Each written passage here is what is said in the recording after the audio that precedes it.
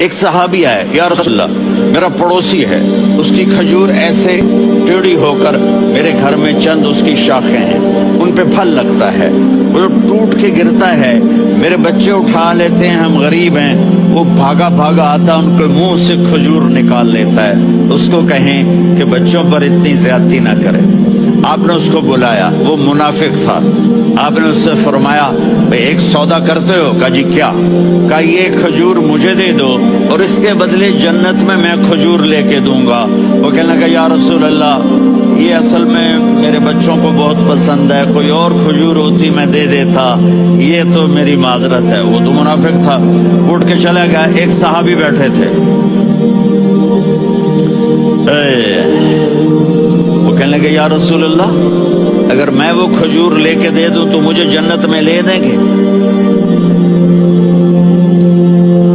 ان کا نام ہے ابو الدحداح۔ آپ نے کہا ہاں تو مجھے لے کے دے دے میں تمہیں لے دوں گا۔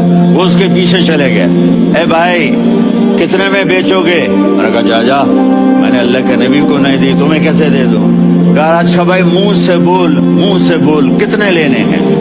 تو اس نے جان چھڑانے کے لیے کہا کہ اپنا سارا باغ مجھے دے دے، کھجور لے لے۔ باغ میں 600 کھجوریں اور یہ کھجور کسی اور کو دینی ہے۔ تو کہتا ہے پکے ہو، پھرو گے تو نہیں؟ کہا میں پاگل ہوں، میں پھروں گا؟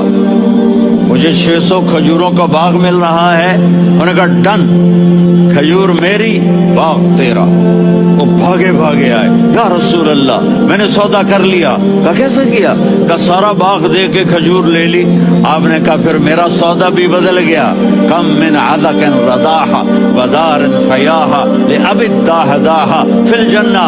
میرے ساتھی میں اپنی آنکھوں سے دیکھ رہا ہوں کہ اللہ نے تیرے لیے جنت میں ایک گھر نہیں محل بنا دیے، سینکڑوں، اور ایک باغ نہیں ہزاروں باغ تیرے لیے تیار کر دیے۔